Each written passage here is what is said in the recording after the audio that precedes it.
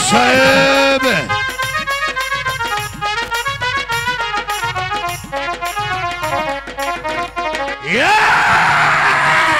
जल्लाद रे ओ जल्लाद परिये मारो पिता रे शुनो जल्लाद जल्लाद पिता चलो तुम्हें खेत के लिए जाओ पिता तू चले जा तू एखान থেকে চলে যা पिता नित्य जलभक्त भगवान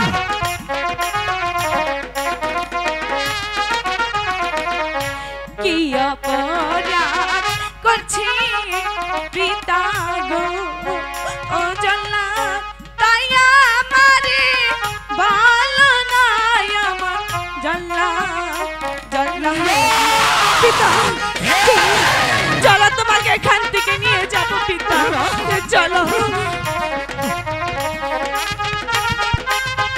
দাঁড়াও কোথায় পালাবে তোমরা পালাবার পথ তোমাদের চিরতরে বন্ধ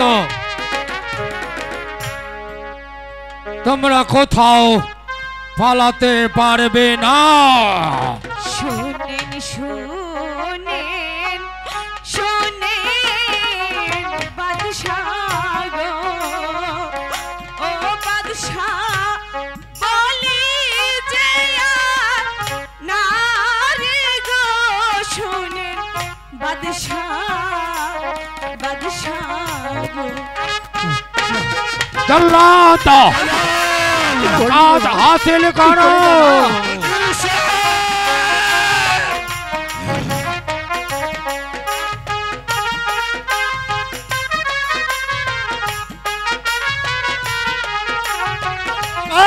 চলে যা তুই ভাই তুই এখান থেকে চলে যা কি অপরাধ করছে পিতা গো ও বাদশাহ তাই আমারে বলেন না আমার বাদশাহ বাদশাহ তুই এখান থেকে চলে যা তুই এখান থেকে চলে যা তো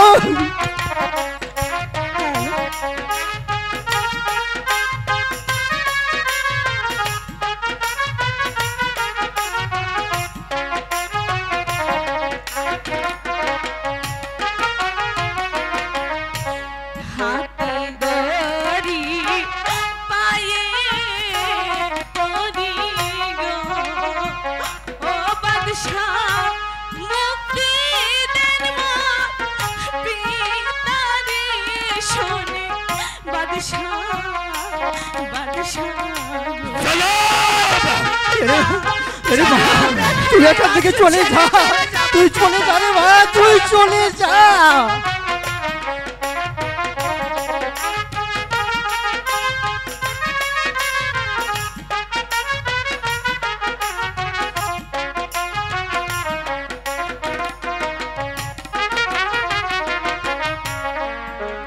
जनाब মারবান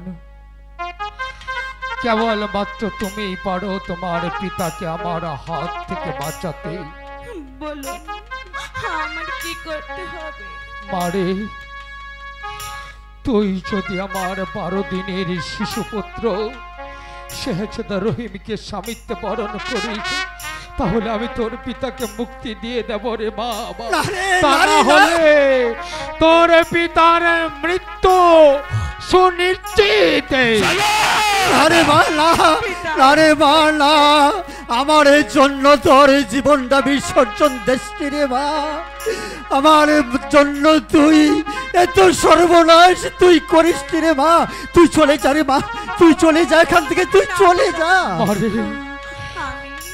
আমিও তো তোর পিতার মতো, তাই তো আমি তোকে অনুরোধ করে বলছি রে মা, তুই আমার সন্তানকে স্বামিত্ব বরণ করে নে রে মা, স্বামিত্ব বরণ করে নে।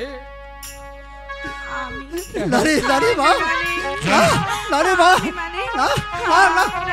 আপনার ছেলেকে মানে 12 দিনের শিশুকে 12 দিনের না রে মা, না, না, না, 12 দিনের শিশু না রে মা, স্বামী না।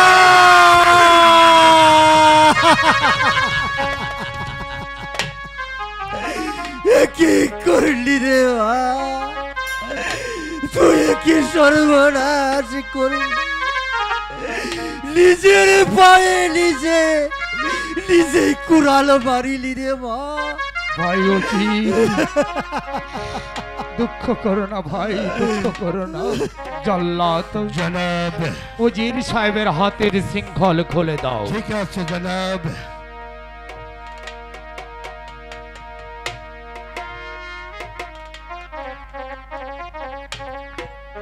যাও ভাই জল্লাদ, এবার আরে। তুমি বিশ্রাম করো গিয়ে। তাই হবে তুই এ জনাব। কি করলি রে মা, তুই এ কি করলি?